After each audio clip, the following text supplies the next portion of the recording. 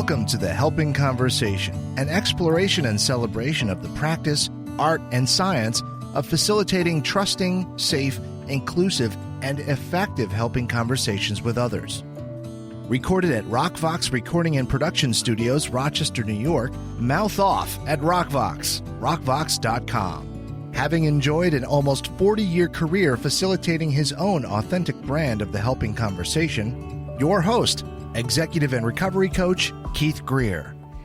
Welcome, everyone, and thank you so much for taking the time to sit in with us again on this episode of The Helping Conversation. I don't know about you, but I am a big fan of Whose Line Is It Anyway? And I watch that show, and I am amazed at the talent and the skill and the improvisational quality of those folks and how quickly they think on their feet. And now I watch it just from the standpoint of it's just entertaining and it makes me laugh.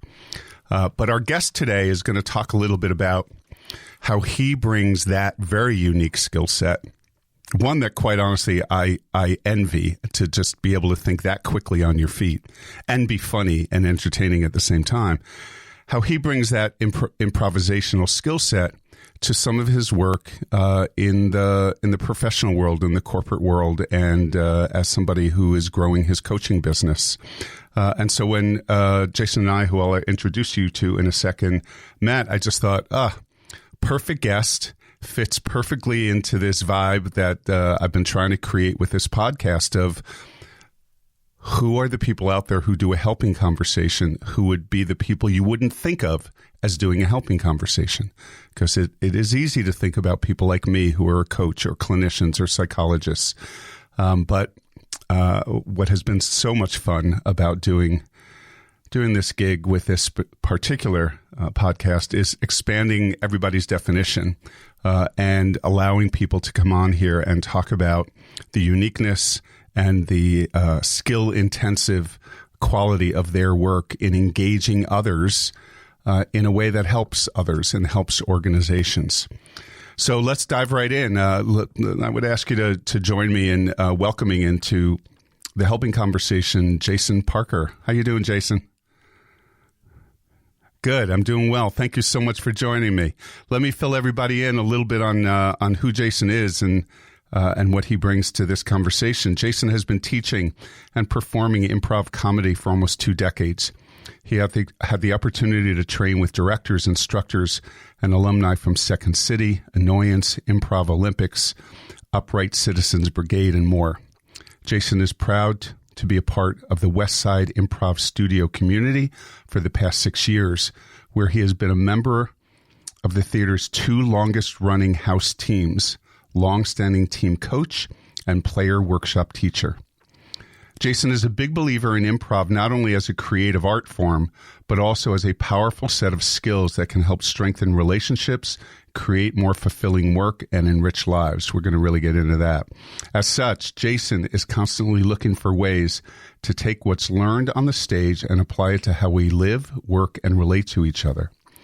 In addition to his improv background, Jason has over 2 decades experience as a creative and innovation strategist, working at advertising agencies including BBDO, Leo Burnett, and DDB. During his career, he's helped transform creative processes, implemented new approaches to innovation, led clients to embrace modern marketing strategies, and developed countless advertising creative strategies. Born and raised in Texas, Jason has a master's degree in social psychology and is completing his certification in coactive coaching with CTI. And let me just say, for those that are not familiar with the coaching world, coactive coaching is held in about as high esteem as you can get in the coaching world. They've been around a long time and enjoy a sterling reputation as those that train aspiring coaches. So, Jason, again, thanks for sitting in with us today. Oh, well, thank you so much for having me. I've been looking forward to this. Good. Me too. So we always get started with my guests, just inviting them to share a little bit about how you got to where you are today.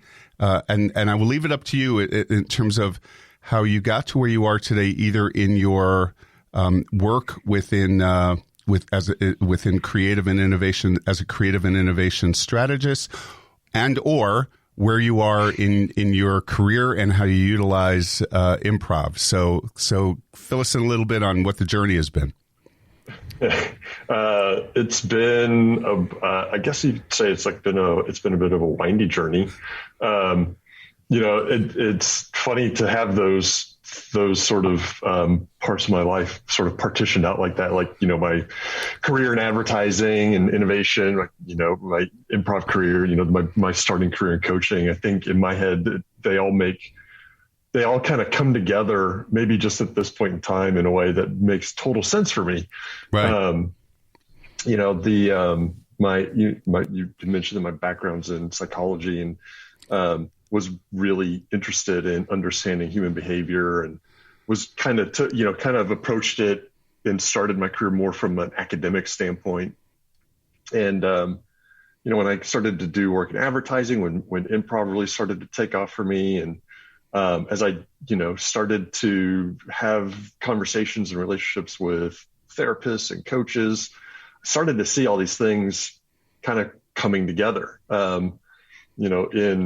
in the way that I tend to approach I call it a day job, I guess, advertising job.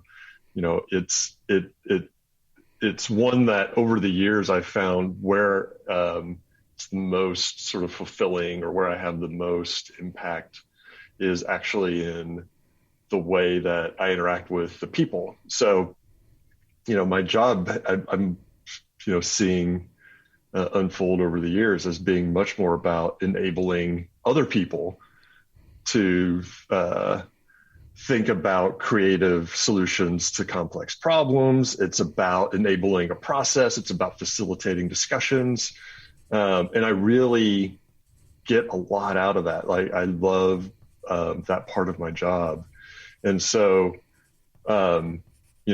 when I really started to look at it that way, I was able to bring a lot more of what I was doing in my other world around improv into that. Because once you sort of open your eyes and see how those two worlds are connected, can't help but not see how they're connected. Right. So just sort of naturally started bringing a lot of what I do in improv into that, and hit a point,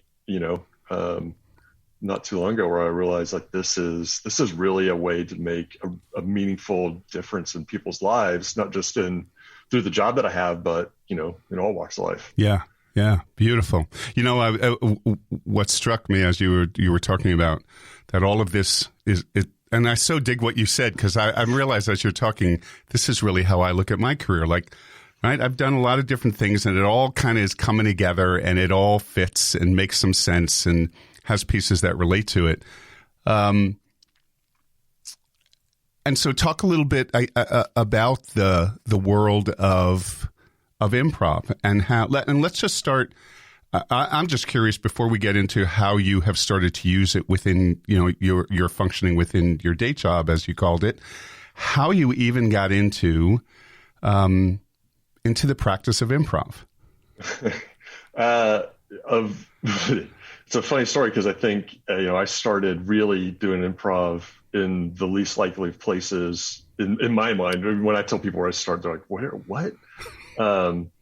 But I started in college, and I went to college at Texas A&M University. So in College Station, Texas, I joined an improv group. It was the only improv group on campus. It was only a year old when I joined, and I think I had seen one performance that they'd done, and I'd always had a little bit of an interest in theater and performing, and I'd done that before. But what drew me to improv was a lot of what you talked about, which is they're just making it up, and it looks so seamless, and it's brilliant, and it's energetic, and it's vibrant and full of life, and that's what I wanted.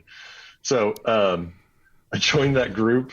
We were pretty serious about it. So, we would spend our spring breaks up in Chicago, taking classes at Second City, and with instructors and directors out of the Chicago improv scene. and it just sort of grew from there. Over the years, it sort of evolved from really being, for me, about performing and turned more into, teaching and coaching Right. improv. I get a lot more, I don't know, meaning and fulfillment from doing that. Like if I had to choose, but if I could only do one, perform or coach, I would choose coaching any day. Right. So I'm curious about something, and I just want to check in with you as somebody who, I shared earlier what my knowledge of improv is, which is, watching Whose Line Is It Anyway? But I'm imagining that when you are on stage and improv is going well, and you are that sense, I would imagine, of being really connected with the audience.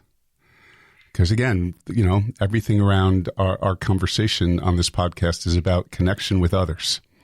Mm-hmm. Help me understand from the standpoint of what you believe you all are doing on stage that ultimately creates this sense of connection with everybody in the room. Yeah. When you said connection with the audience, what I thought you were going to say is connection with your teammates. Because that's what I think when I think of connection in improv. That's the first thing I tend to think of. So start there. Right. Beautiful. Right. Yeah. That's what looks very seamless and like quick on your feet in improv when you're watching it is really the people are so in sync. They're so connected with each other. The players are, that it feels very organic. It feels very, authentic. And it feels really like kind of quick. So when everything's clicking for us or for me on stage, it's when I feel really locked in with the people I'm sharing the stage with my partner. There are multiple of us on the stage with that group, and it is what I would imagine, Buddhists, referring to as Zen. It's, or, that idea of flow. It's that sense of I am fully present. I'm fully connected. We are locked in with each other. It feels like you're able to anticipate what your partner is going to be doing, even though you're not really, but it just has that sensation of feeling very in the moment together. Yeah. So I don't know if this will ring true for you, but this just popped into my head that one of the greatest definitions of coaching I have ever heard is that when you're doing coaching well with whoever you are coaching with, it is akin to structured improv. So there's a flow, there's a trust in the room, and when I teach, when I train people around coaching, we talk about, like, even for the coach, trusting that something wise will come out of my mouth next without me having to think a lot about it, to the point where I'm not listening to the other person in the room. So I'm not connected. I'm not fully present. I love that you use that word. Yeah. I think that it's cool that you mentioned trust. It's one of those things that you're not able to teach in improv because you have to build it. Yes. But there is something in improv that lets you almost shortcut some of the things that you'd have to do in whether it's work or in a coaching relationship or a therapeutic relationship where you'd have to build that trust over time. Right. In improv, you're able to shortcut it a little bit because there's a common, the entire world of improv is sort of built on common understanding of how improv works well. You could call them rules, but I think some improvisers would say, there are these rules of improv. Others would be like, they're like rules of thumb or things that can be helpful. But we all kind of come at it from that same understanding. Yeah. And all of that same understanding is built on, notions like listen, being a thoughtful listener and responding. It's about agreement. I'm going to agree with the things that you say, and it's about acceptance. So no matter what you say, I'm going to accept that. So and there are more, but like those basic things are what let two improvisers, they could be, one person could be from, the Groundlings in LA, and another person could be Upright Citizens Brigade in New York. They could come together in Chicago, get on stage, and right. they would mesh really well, more than likely, because they're coming at it with that almost instant trust, or at least trusting that that's how they're going to operate. Yeah. And it can be such a powerful moment whenever you step on stage and you lock eyes with your partner and you realize we're going to be in this together. Now, I just wanted you to repeat that because I missed one. So those three kind of agreements, right, or common understanding, acceptance, listening, and what was the other one? It's agreement. Agreement. Yeah. I kind of think of acceptance as a little bit deeper than agreement, but you've heard yes and. That's the sort of fundamental thing of improv, and I kind of tend to break it apart for students or for other people in three ways, and it's those three things. So when you say yes and, you're really doing three things. I think most people kind of hear yes and they're like, oh, you're agreeing and then you're building, and I think that's part of it, but before you can actually say yes and, before you can actually say yes to something and build on it, you first have to hear it. You have to actually hear what they're saying. And, not bring any of your own baggage to what they're saying. Right. You have to hear what they're saying. And then the second thing is you accept that. It may not be something that you as a person agree with, or you even think is true, but as a partner in that moment, you accept what they are telling you as the truth. Right. In improv, it's important because if if I came out on stage and I said, hey, it's, can't believe how much it's snowing today. And then my partner said, what are you talking about? It's July. Well, now we got to deal with that. Now we have to deal with the fact that I see it snowing out there and you are saying it's July. So either there's a weird weather anomaly, or I'm crazy or drunk or whatever. And it's not about really what you're trying to build. If I go out and I say, man, I can't believe how much it's snowing out there. And my partner comes out and says, yeah, well, now we don't have to worry about the neighbors coming over. Now we're building something. We're not dealing with the thing I said, we're creating. And so when we are able to accept what the other person is saying, then we can build on it. And that's where that and comes from. And that's where that agreement comes from. Right. I love those three words because I'm sitting here looking at them and I'm thinking, I can so connect these words, and they are so relevant: agreement, listening, really listening, and acceptance. I can connect those words to what I do as a coach. I can connect those words to what needs to happen for two people to create trust and safety with each other, just in the world of everyday relationship. I mean, that's relevant all over the place. Yeah. I mean, I think that acceptance thing, I don't know, that's something I've been thinking a lot about, because I remember a friend of mine once told me, there's your truth and there's my truth, and then there's somewhere in between is reality. And it just sort of clicked for me whenever he said that, like, yeah, it's true. Like, we all have our own take on what reality is, and that's each of our truths. Like, that's still my truth and that's your truth. Right. But once we're able to accept that that's the way that person sees the world and that's the reality that they're dealing with, you can move on. You don't have to, you're not trying to figure out why do they see it that way, what's wrong with the way that they see it, but instead you can, whether you're building a scene in improv, or you're building a relationship, or you're just building a conversation. Once you have that acceptance of, yeah, we're going to see the world differently, but I'm okay with that, and we're both going to accept that, and then we're going to build from there. It just makes for, I just find it to be a lot more useful. Yeah. I think because the world doesn't operate on, the principles of improv, I get frustrated sometimes because like, why aren't you just accepting the way I see things? Yeah, we need to send everybody to a course at Second City. Yeah. So I'm curious about one other phenomena that may be in the room between you and your partner, and I don't know if this is relevant. It might just be me projecting because this is how I would feel. Is in this agreement and relationship you have on stage with your partner as you launch into improv. Is there a shared level of vulnerability? There is. I think that's a really good question.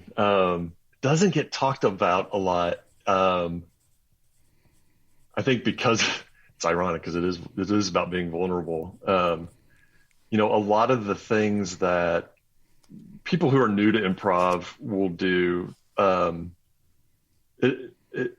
are in response to feeling too vulnerable. Like those rules about listening, accepting, not denying reality, be truthful. There's that's a big part of improv is, truth is, better than just trying to be funny. And, being honest, having honest emotional reactions to things. Those are not our instincts as humans. Like we don't normally, accept what someone says as a truth. We don't normally listen very well. We all know we are usually thinking about what to say next. Right. We would rather say something witty or sarcastic or make a joke because saying something honest is much harder. Yeah. So those rules are in place actually I kind of think of them as they're there to break our human nature a little bit. They're there to like get us out of the things that we would normally do. And so when people are first getting into improv and they're learning those basics, it's harder to do than it sounds. It's harder than it sounds to just sit and listen. It's harder to respond emotionally or honestly, because it feels so vulnerable, because it feels like you're so open. So, a lot of what improv is this sort of the learning process of improv is really learning it's kind of learning those rules, but then it's actually living those rules. Right. And experiencing what happens when you do in a way that is very supportive. Yeah. The improv community is one of the most supportive, open, caring communities I think I've ever been part of. And it's a lot because of the fact that we've sort of broken some of those instincts that we have. And instead we've learned that it's okay to be vulnerable. And when we are, there's support there and we actually get to create something really brilliant together versus just sort of having a joke that might be momentarily gratifying, but really in the long run doesn't really make for the best improv. Yeah. So I have, just because this fascinates me, so I have to go back over this. So you've talked about in that moment with your partner on stage, there's an agreement. We listen deeply. Yep. There's great acceptance.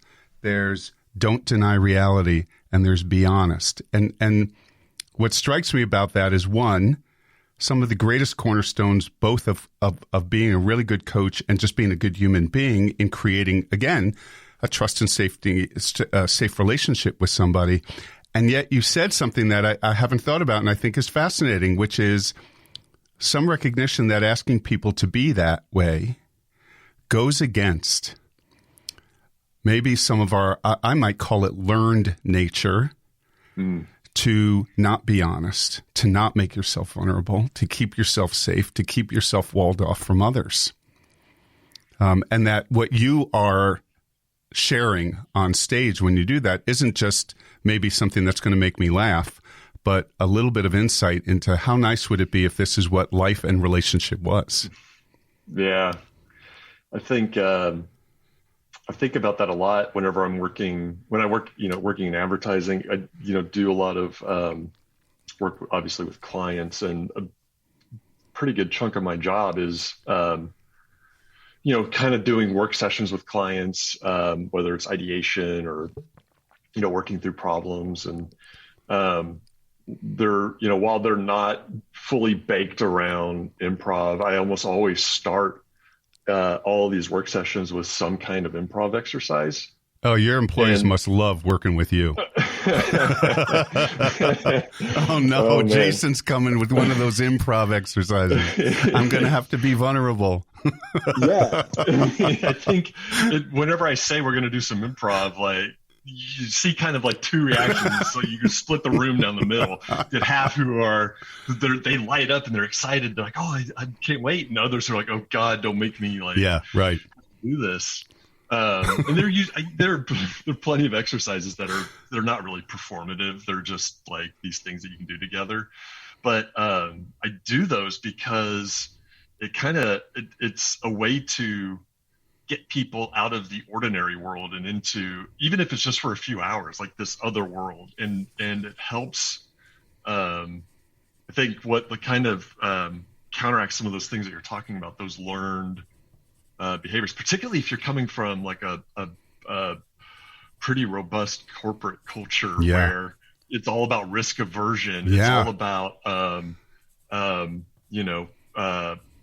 perception, what people think about you, what people say about you. It's all about, iterative growth and not necessarily huge steps forward or huge advancements.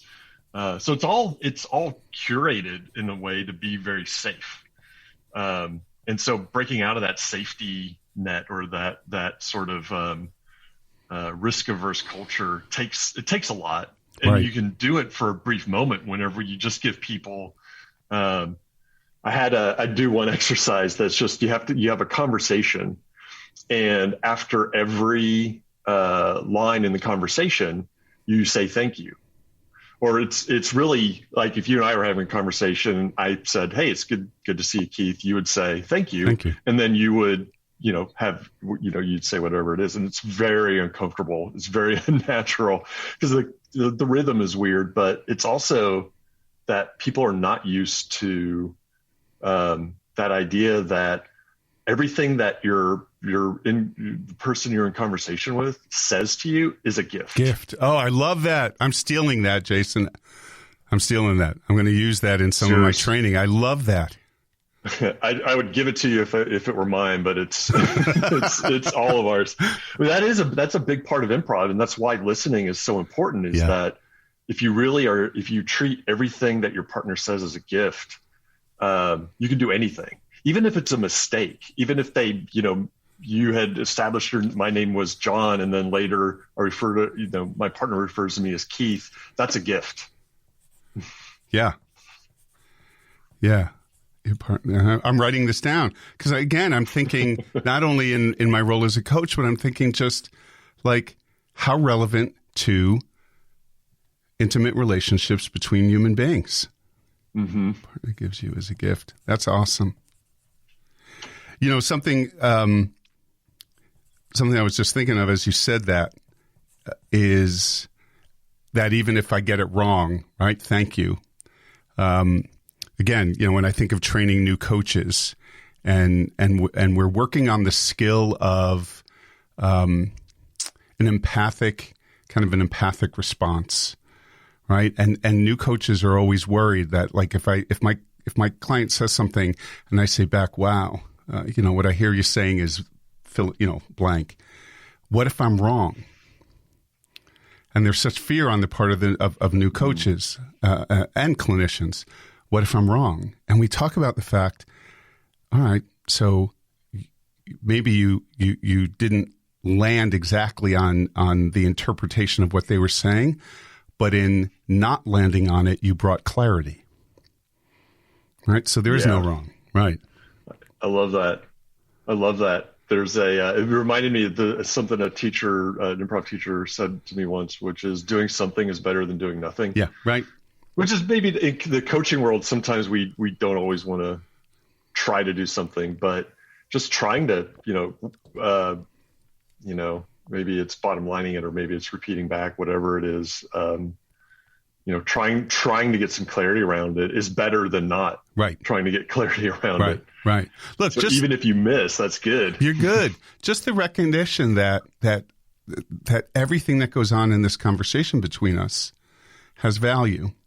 The other thing I love about this exercise, of thank you, is, we know the other thing that gets in the way of creating trusting relationships is that both parties walk in the room and they're more invested in getting their point across than in truly listening and understanding the other person. And so even something as simple as thank you, maybe just as a little bit of a reminder, let me sit and listen and be appreciative of this other person before I start, getting my agenda out on the table.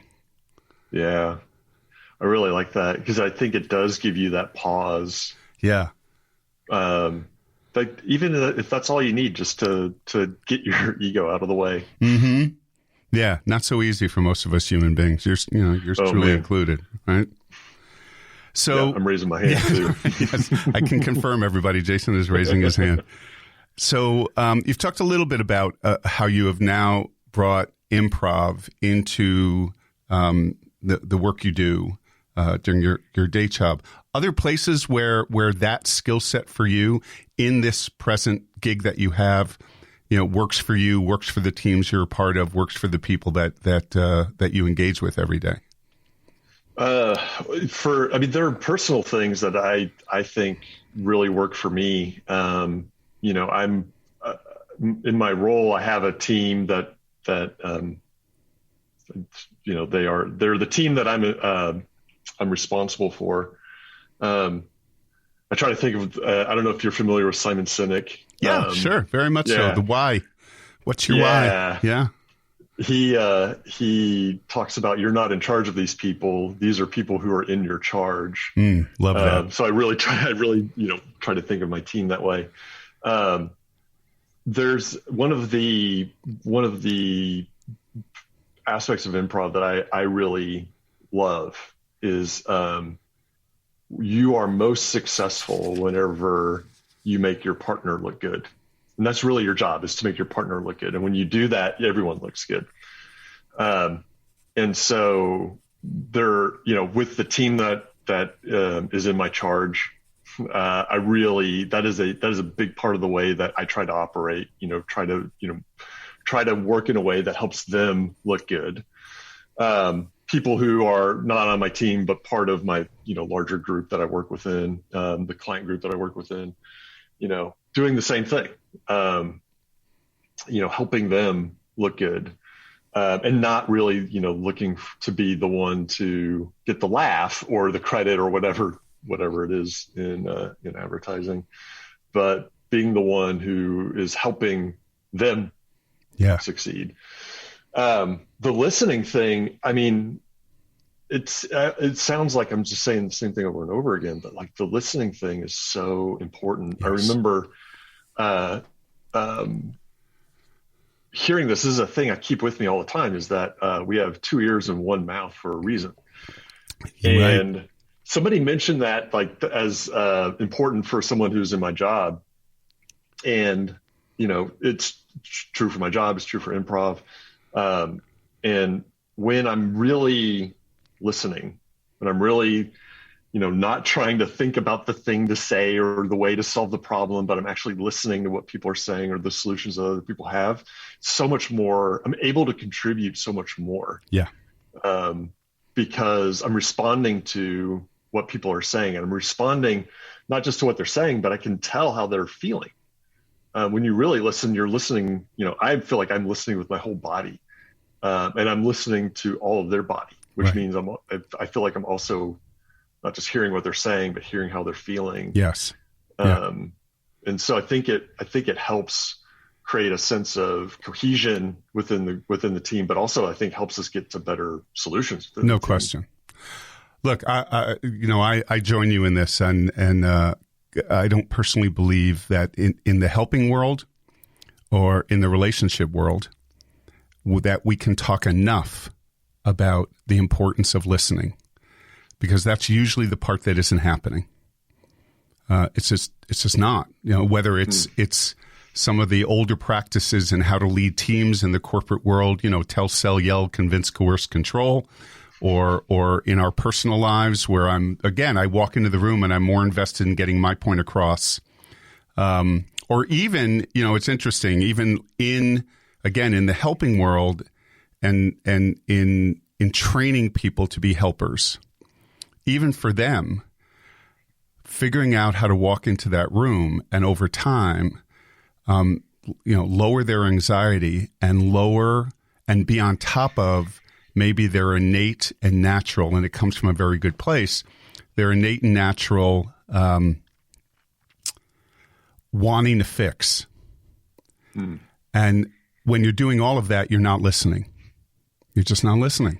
So again, to work on that skill in whatever relationship we're talking about here, to listen deeply, not thinking about what you're going to say back and trusting that you'll know what to say back. Yeah. Well, it sounds like your teams have a gift in having somebody lead with your mindset. Thank you. Because as someone who spends some time in some different industries, it's changing the perspective on how to be more coach-like as a leader within the corporate world, which is where you're going. It's changing and it's moving in that direction. But oh my, there is still a whole lot of work to do to change generations of I'm in charge, I tell you what to do.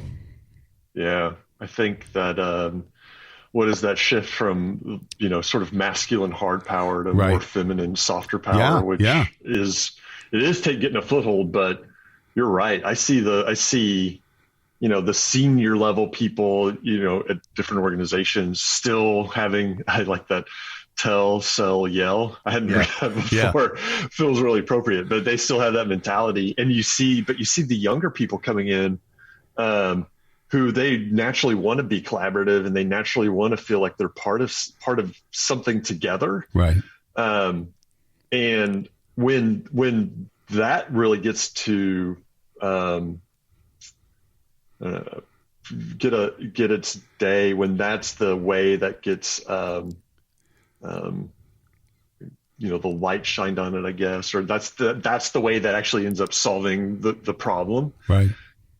There are those moments where I see those people who have the tell, sell, yell mentality, starting, their eyebrows raise a little bit and they see a little bit of the light. And I think it's great, but you're right. I think it's going to take some time. It's going to take a lot of time. It is so ingrained in, look, the other thing we do and where I think, again, your approach is music to my ears, is that, and I believe this is true across industries, is that we tend to elevate people into positions of leadership, and we never ask, do they have the skills to lead? So they might have been technically brilliant at their job, and now because you're technically brilliant at your job, I'm going to have you lead a team of 10 people technically brilliant at their job. But it's another place similar to lots of other aspects of helping skills that we just minimize and we don't view as, no, this is a really distinct science-based skill set. And do I have any evidence that this person I'm about to put in charge has those skills? Yeah. I think I see in my industry in particular, you get promoted because you're very good at the thing that you are doing. Right. You have the talent. You are talented at it. And then you end up in a role where I see a lot of people who are very senior and they still want to, it's good and bad. Like they still want to be doing the thing, whether it's, writing the ads or, strategies or whatever it is, they still want to be doing that. I mean, I still have that sometimes where I want to do the thing. But they're not necessarily, either trained or built or whatever to lead the team. Yeah.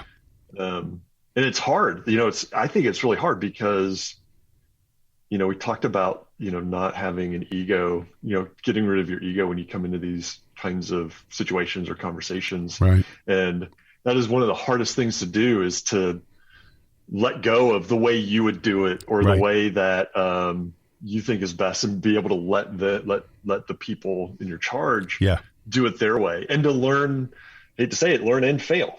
Failure is one of the best ways to learn. Yeah. And again, that's why I like so much of what improv has to bring, because you can fail in a way that's really safe. Yeah.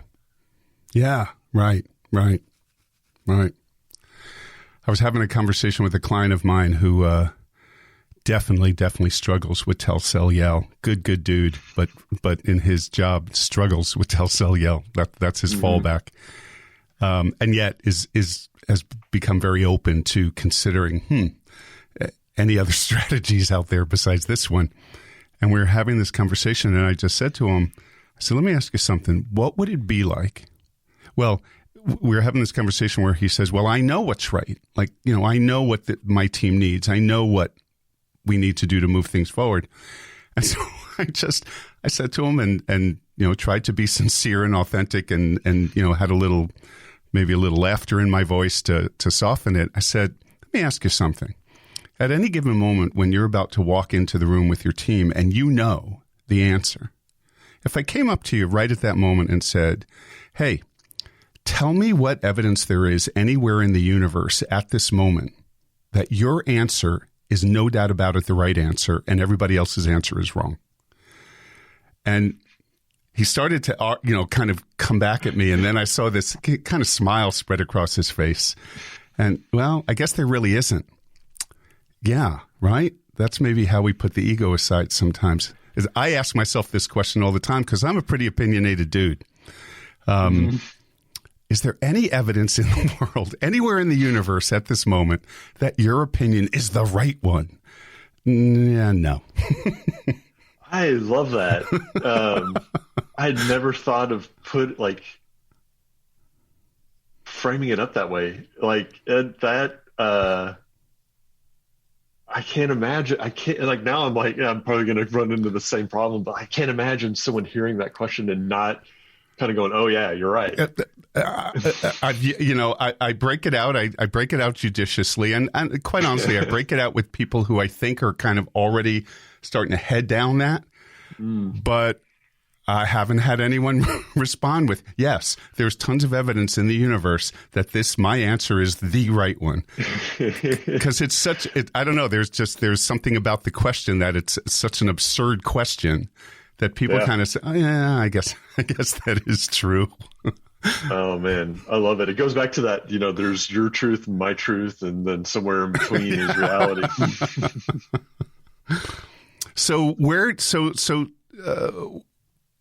Best case scenario for Jason Parker, 5 years from now, 10 years from now, 15 years from now. And I shared with everyone in your introduction that you're in coach school and moving in that direction. Where will the intersection of coaching and improv be in the perfect career for Jason Parker somewhere down the road? I think you just said it. It's the perfect intersection. Can't define it. But I think what I'm seeing and hearing and getting, asked to participate in more and more is, organizations, teams, even individuals who they are hearing more about improv.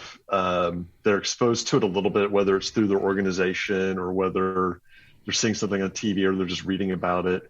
And they have a lot of questions around how could I use improv to affect my life, affect my relationships, affect the way I work, the way my organization functions, whatever it might be.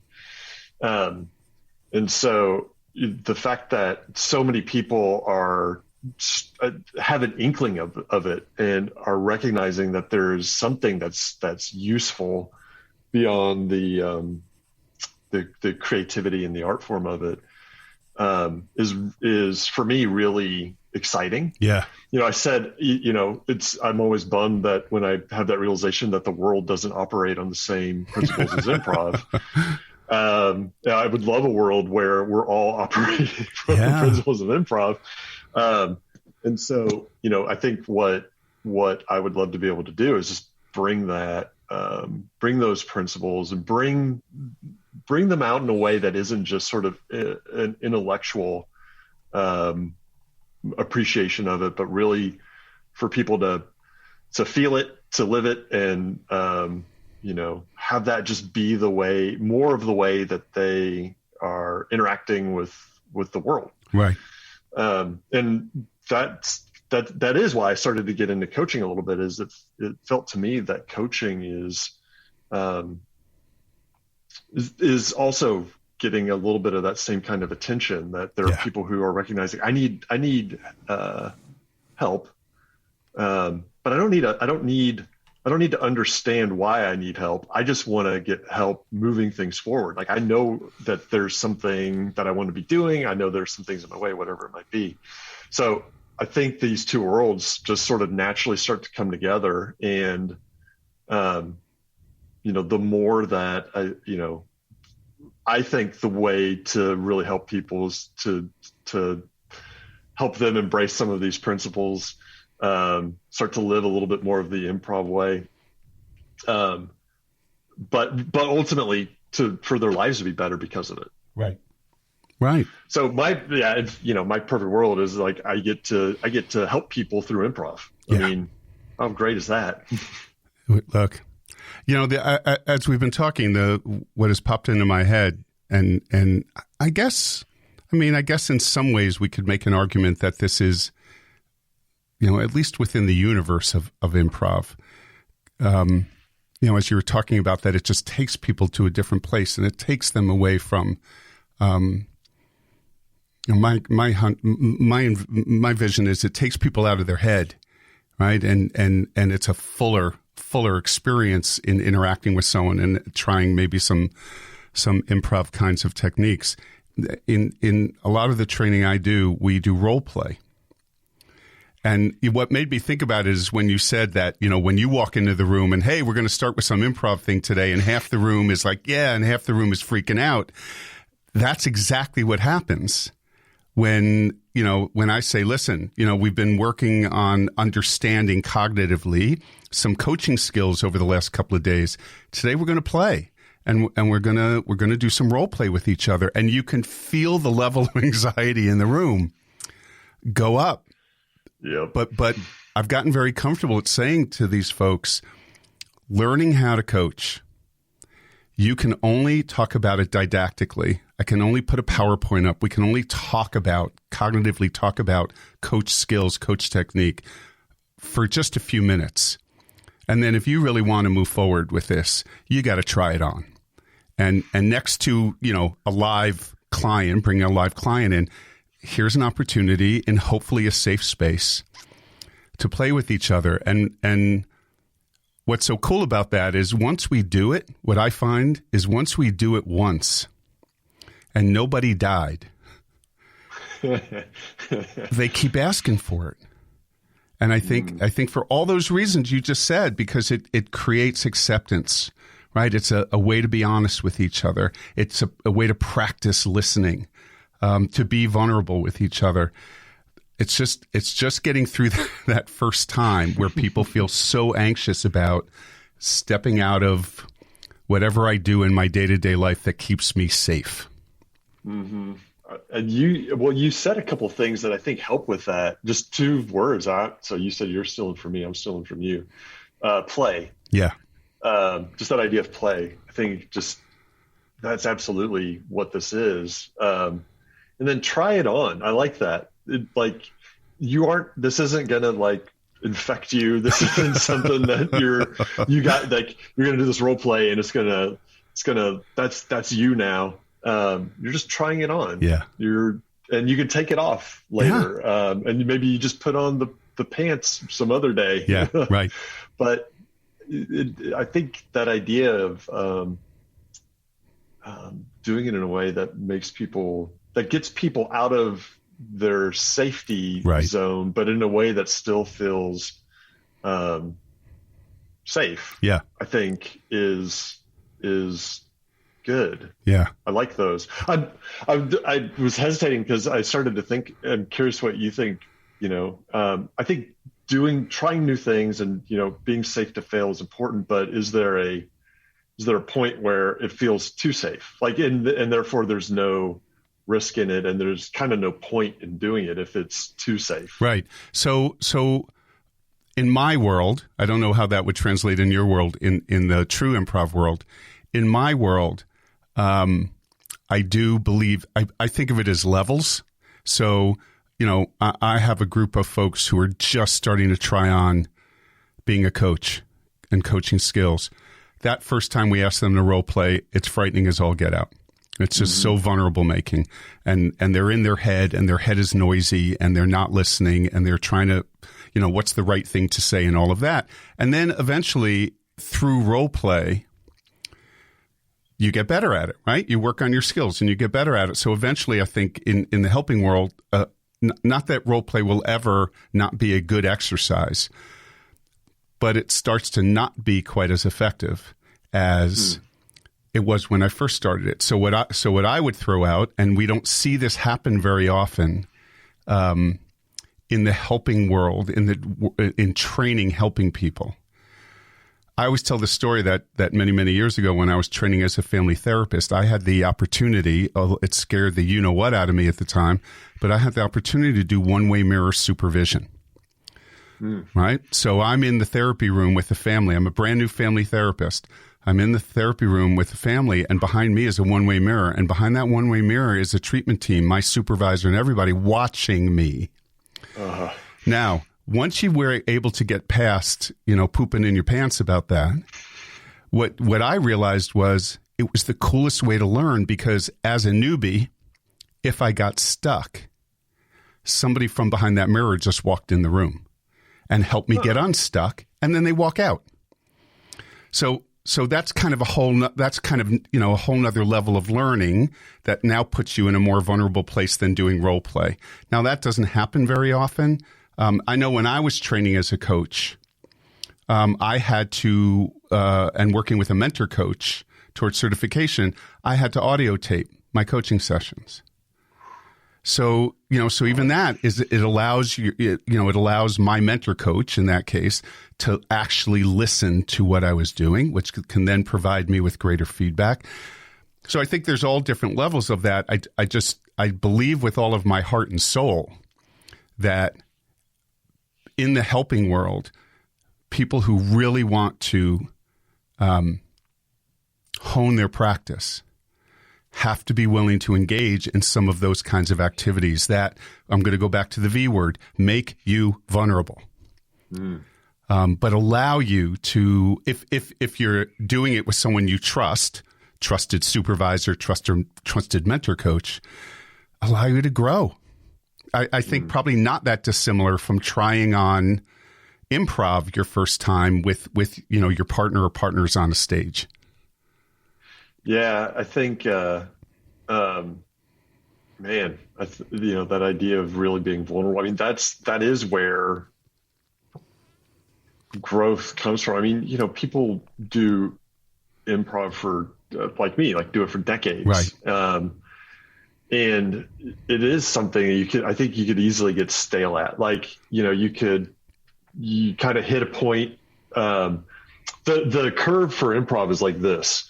Like you kind of know nothing, and then you learn a lot, and your ability to do improv and your comfort level just go right up. And then it's this plateau. It plateaus. It's a plateau forever and ever and ever and ever. And there's the improvements you make are tiny, but they're only through taking risks in how you're approaching your scene partner, how emotionally you want to respond to things. It is like deeper levels of trust, and it is deeper levels of vulnerability that actually get you better at it. Yeah. So I want to ask you a question. I usually ask this question right at the start of the podcast, and for some reason I didn't, but it now actually seems to make more sense. If we were to go back to when you were a kid, what was going on? How did you carry yourself? What were you involved in? What were you like that if we could look at that moment in your life, was evidence that you were going to be a helping person somewhere in your life? As a kid? Yeah. Anything in your relationships and who you were and what you did and what you were interested in just your innate way of being that you would say maybe were indicators. I was going to be somebody who wanted to help, who, enjoyed relationship, helping people move forward. Yeah. It's funny. I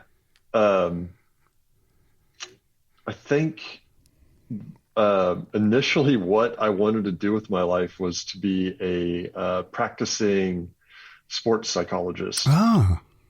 So I was an athlete growing up. And my parents got me this book called The Mental Athlete. Okay. And it used a lot of visualization techniques. It used a lot of,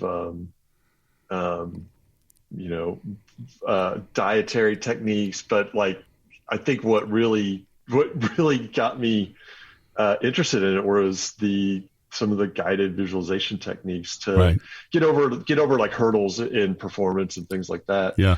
And I was fascinated by it. I loved it. And I must have been in junior high when I read that book. And so I decided that's what I wanted to do. I wanted to, take that practice and, help athletes as they were coming up and, to embrace a different way of improving the performance, which is, I don't really know what it's like in the world of athletics now, but I know when I was growing up and, in Texas, you didn't really talk about, the mental part of the game other than you had to be mentally tough. Right. That was it. That was the be all and end all of that conversation. Yeah. Like you got the will. Right. And there was no talk about the emotional part. Right. Other than the heartbreak of defeat. Right. So it just was such a different way of approaching, athletic performance. And it opened up so much for me that I wanted to be able to do that for other people. Yeah. And, over the years, my career in psychology ended up becoming less of a practice or about practicing psychology and more about the academic part of it and the research part of it. But even as an adult now, I look back and I go, man, if I had just zigged instead of zagged at this point in my path, maybe I'd still be doing that. It's sort of my, escapist fantasy. Whenever work gets to be too much or whatever, I think about oh man, what if I just said, screw it all, I'm going to go do that. Yeah. That's the thing I always think about is going back to being a sports psychologist. Never too late, right? That's right. To revisit past passions. Yeah. Yeah. All right. So one of the cornerstones of all good helping conversations, and it sounds like you are so this way with your team, is to be strength-based, is to really focus on people's strengths and capacities. So I always ask every one of my guests, share with us a few of your personal and or professional strengths. I do think, the listening thing is a big part. Definitely not perfect about it. And there are times where I'm thinking about the thing to say and not really listening. But I think that part of the way that I approached my job, the way I approach interacting with people I work with, the way I approach my wife, it is really with the intent of listening and hearing, what people are saying to me and what they're trying to say to me. Right. I think I tend to think of myself as an optimist. And I kind of think about that differently than just being positive. I don't think I'm Pollyanna-ish, right? But I tend to believe that there's a possibility for things to get better. Yeah. And, I think because I'm not Pollyanna-ish about it, but that I do have that optimism, it gives myself, my senses, it gives other people that belief that I'm not full of BS. Yeah, right. I think it helps other people see light at the end of the tunnel, helps people see other possibilities, helps people find, different solutions to problems.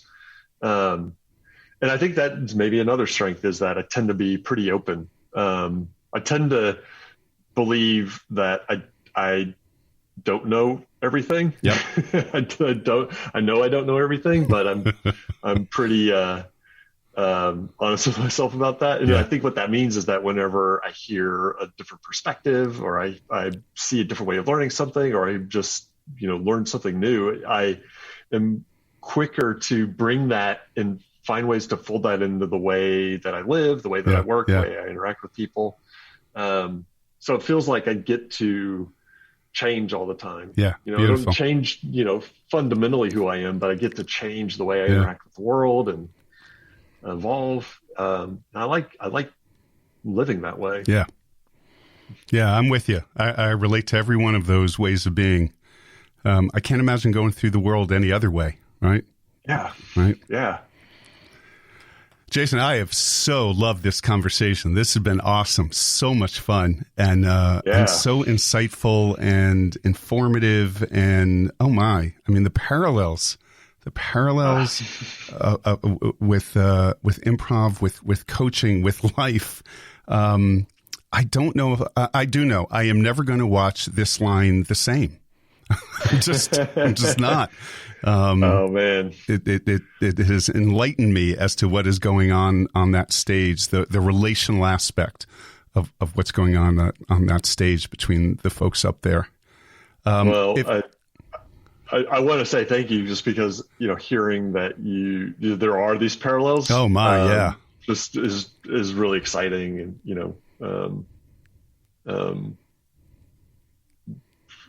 don't want to say reinforces some of the things that I'm hoping for in my life, but it just feels good to hear that, though, that just us talking about it, we can kind of see some of these, and gives me some hope. Good. Yeah, no question. So listen, if any of our listeners are interested in contacting you to explore how to bring improv into their life, into their working life, to explore maybe working with you, as a coach or consultant, what would be the best way for people to get in touch with you? Well, I can give out an email, or I can just tell you to check me out on LinkedIn. Okay. There are lots of Jason Parkers, and there's actually another Jason Parker who works in advertising. Yeah. He's a big, tall dude with a beard. I'm the other Jason Parker.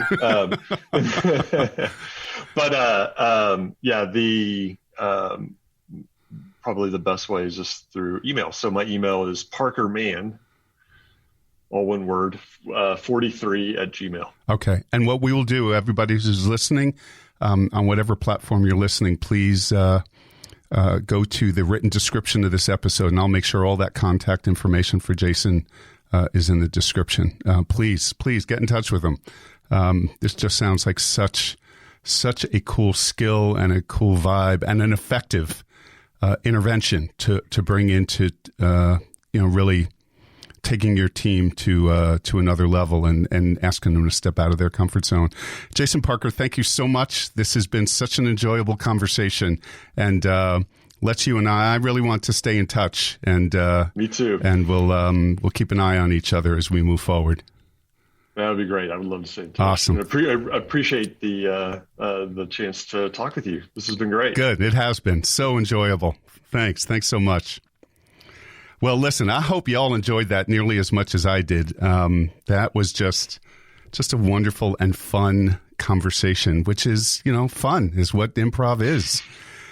So again, I hope you found it meaningful and thoughtful, and especially that part about the parallels between improv and just life and how we conduct ourselves in our relationships. It was pretty profound for me.